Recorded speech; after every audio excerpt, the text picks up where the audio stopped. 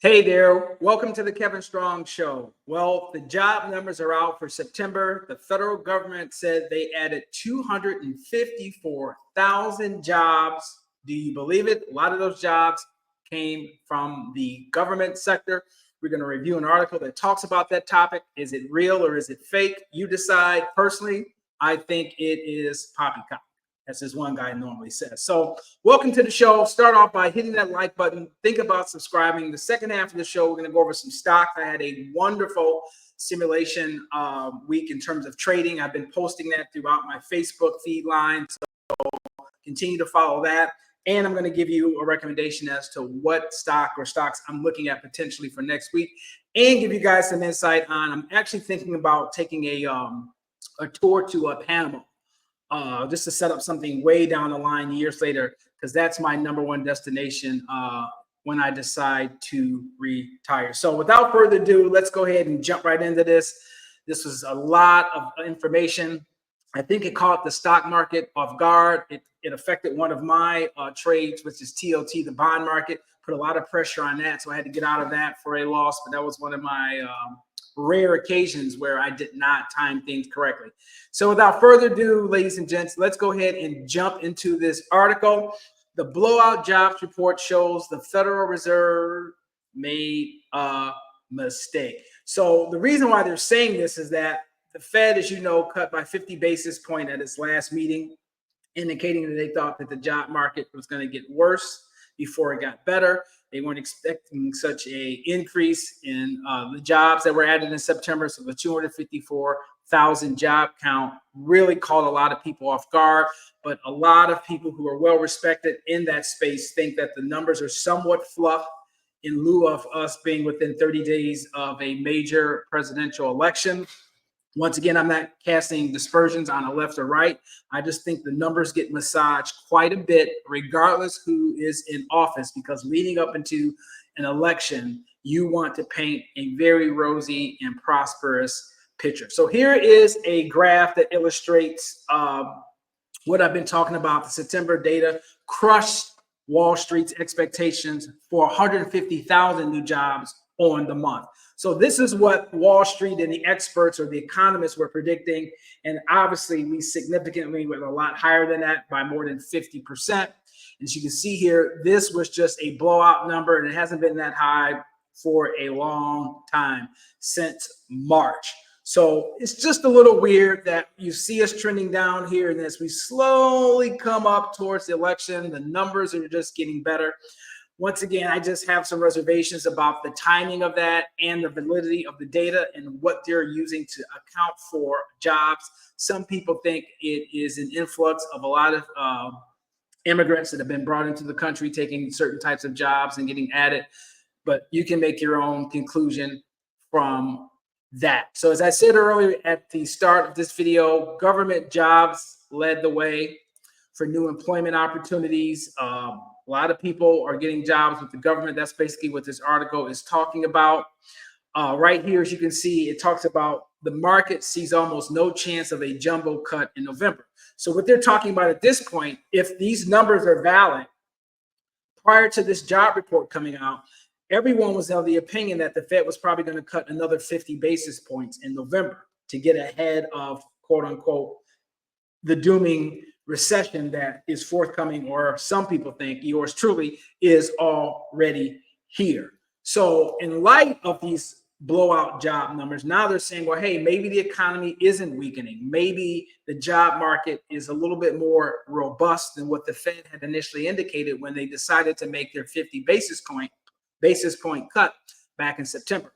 I think all of this will get flushed out post the election. I think the real numbers will come out, and I'm still standing strong on saying by the first quarter of 2025, if you have not reallocated your financial portfolio and you're still holding on to some of these opinions that we're going to have a soft landing or no recession and things of that nature, you are going to get your you know what handed to you, and it's going to be a long time before you get that money back. So before we get over to the stock portion, like I said, you guys know that maybe earlier in the year, Thailand was on my top list in terms of a retirement destination. Panama has clearly surpassed Thailand for a number of reasons. Any income that you derive outside of the country is tax-free. It's affordable. There's some places that are expensive, but I'm more of a mountain guy. I know I don't look like them. But what I mean by mountain guy, like there's places in Panama that the weather actually simulates what it's like living in Washington, actually even better. So the rain really doesn't bother me, but I like places like there's something called Phuket, Panama, which is on the western border of the country. It's about 7 hours west of Panama City, Panama, and Vulcan, which is north of Phuket. Those areas are like 65 at night to like 80, 85 during the day, all year round. Yeah, it has its rainy seasons, but it really looks attractive. So I was thinking about jumping on a tour and doing that. So I jumped on this website, this lady I've been following who's been doing these relocation tours for about, oh goodness, probably a long time, 14 years. And man, I took a look at some previous photos of people who were getting on those tours. I don't know if I can do it. I ain't gonna lie, man. It's just, not to say that I'm all out in a bag of chips, but I'm definitely within 36 months of being eligible to draw on Social Security. And it's just like, you look at the tour bus and they're just old, man. I don't know what to say. It's like, there's a damn defibrillator at each exit. And it's just like, oh my God. So, you get to talk to some of these people and then they look you up on Facebook and then, you get this, well, hey, Kevin, this is Marge. I see you thinking about coming to Panama next year. And you're like, oh God. Right? And she's like, well, if you come, I'd like to take you for some coffee, but it has to be at the beginning of the month because my Social Security check needs to clear. A little smitten by you because you look very young for your age. So what do you think? And I'm kind of like, what do I think? I said, no thanks, Granny. You can keep them panties. So anyway, if you're laughing right now, I know I haven't came up with a joke in a long time, but if you're laughing right now, go ahead and hit that like button because I'm telling you, man, you see this tour bus, it looks like a thrift bakery shop. Nothing in that shop is fresh. Trust me, nothing. So I'm definitely going to do a private tour to Phuket and Vulcan and basically just stay away from all of that because that is not my cup of tea. So without further ado, let's slide over here to the stock portion of the show. And we're going to do a recap about what I did this week and how I was able to do so well in some of my stock picks.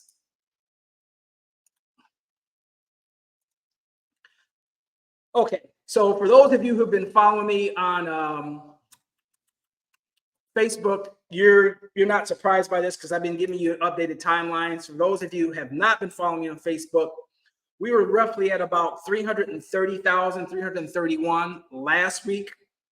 This week, we're at 344. So technically, $14,000 was accumulated in this simulation. Once again, this is paper trading, not real money, in 1 week.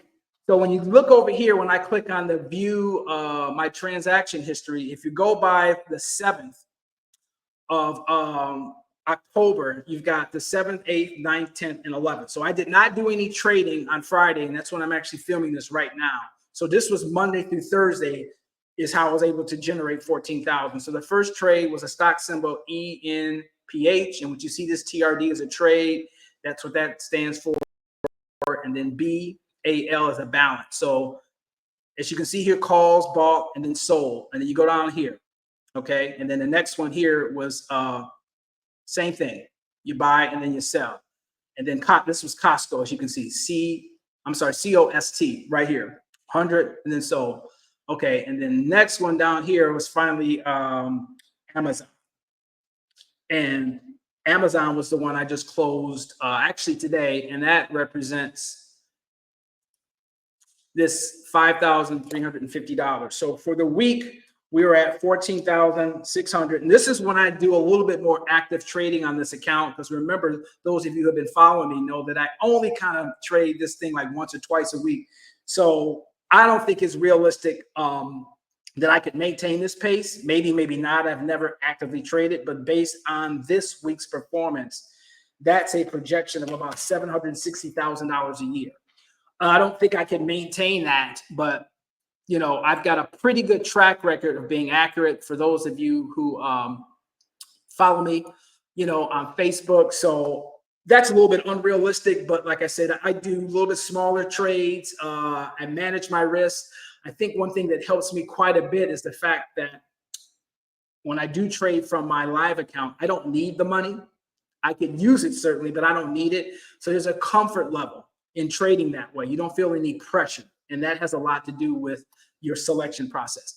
So what I want to do at this particular time is go over some stocks, and then we will call it a show, because I think I was a little bit longer than I wanted to yesterday.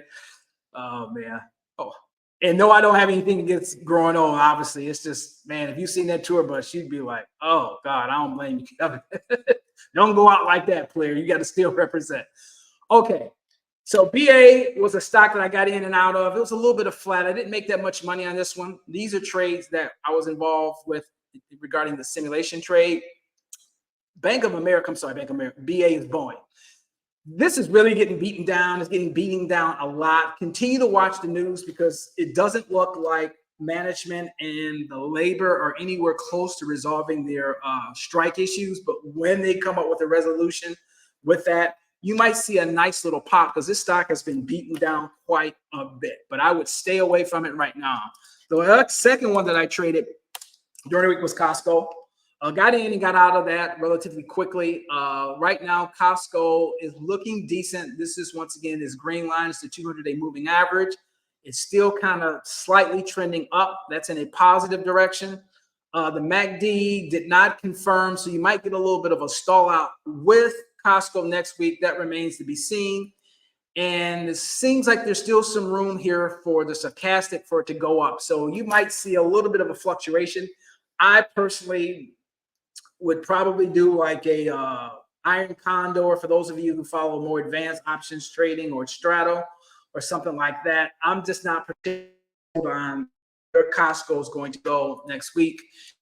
Most recent trade was Amazon. I was only in this for a couple of days. If I can get this thing to set up here. Why does this always do this? There we go. So as you can see here, the green line is still trending upwards. The stochastic, or AKA the RSI, relative strength index, is positive. You get confirmation there. You've got your MACD right here. It's curling up. Yeah, it's not confirmation, but for somebody who is an experienced trader, I consider myself a pretty good trader.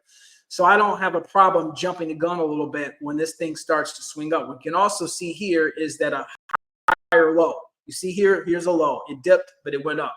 This low is higher than this one. This low is higher than this one. So it seems like it's building up. Now, one thing that could potentially have a negative impact on Amazon is if the dollar, the DXY, the Dixie, starts to basically continue to go up as it has been.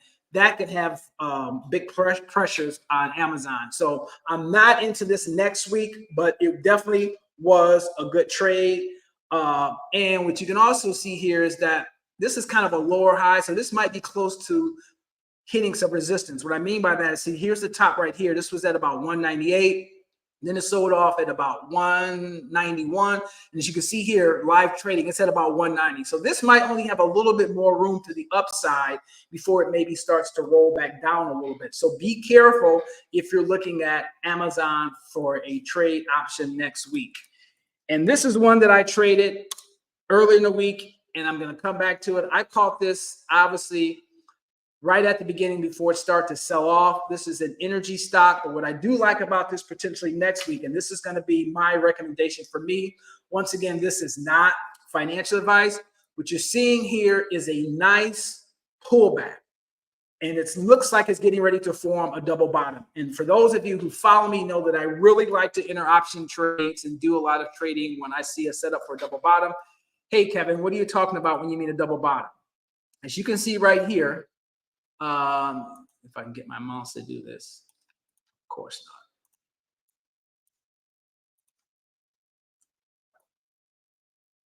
not. That's not what I wanted to draw. All right. Why about this thing act up? Here we go. That's a crappy line because I'm drawing the wrong one. Here we go, guys. Sorry about that. I keep saying here we go. See this right here? It's almost like a baseline. And then right here is probably a better example. So You click this here and get rid of that one.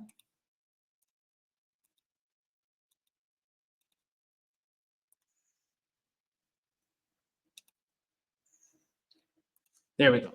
So you see this line right here? This goes all the way back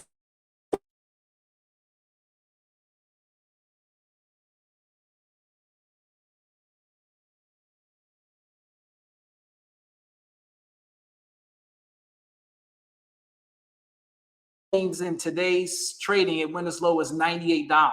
See down here at the bottom left? But right now it's 101. What that means is that the sellers were pushing this thing down below 100, but some of the buyers came in and pushed it back up above 100. So if this thing closes above 100, what you could potentially see here on this baseline thing is that it might be getting ready to reverse. And if it does, based on the most recent historical patterns, let me go ahead and erase this now. You see a significant rise. So from here, when it hit the baseline at 100, it got up to 112 before it sold. Right here, when it got down to 106, it went up to 112. Right here, when it got down to 106, it got up to about, really got up to like 125. So this is kind of like a lower high. So, and this it's below the 200. So if this thing moves up, I think you can easily see a 110, a 111 move to the upside. And if you understand options trading, that is a boatload of money. So keep an eye out on stock symbol ENPH. I think there's an opportunity if we get an established baseline on Monday and my signals give me a go, aka a buy signal. I'm probably going to go a little bit more aggressive in this particular energy stocks because I think energy might have a little bit of a play, especially given the geopolitical landscape that we are in. So that's going to do it for this edition of the Kevin Strong Show. I hope you enjoyed that humor. That wasn't prompted. I wasn't scripted at all. It's just, I got to do the private tour, guys. I can't. Hell no. I ain't going out like that. So anyway, I hope you enjoyed this edition of the Kevin Strong Show. Once again, I think these job numbers are fake. It also brought the unemployment rate down from 4.2 to 4.1. Keep your credit score up and your debt down. If you are enjoying this type of content, if you're enjoying my journey in terms of me showing you how to trade and some of the simulation trading that I'm doing, at least hit the like button or leave me a comment. Once again, this is not financial advice. I'm not in a position to be teaching someone. This took an exorbitant amount of time, a lot of time for me to get comfortable with this, where I have a 75 to almost an 80% success rate picking stocks. So Kevin, why aren't you a multimillionaire? I can tell you why, quite simply. So quite simply, the reason why is that in the past, I didn't manage my risk well. So I would win, then lose it all, and then some. So that's the name of the game. So I'm just slowly homing in on my craft to get a little bit better at it. And I'll continue to take you guys along the journey. This takes a long time. I'm easily spending 20 to 30 hours a week outside of a full-time job studying this stuff. So don't think you can just look at something, get a couple of tips, and then all of a sudden start making thousands of dollars, because it's simply just not that easy. So thank you for hanging in. I hope you enjoyed this edition of the Kevin Strong Show. If you have not subscribed, hit the subscribe button, hit the like button. Have a great weekend, ladies and gents, and I'll see you in the next one.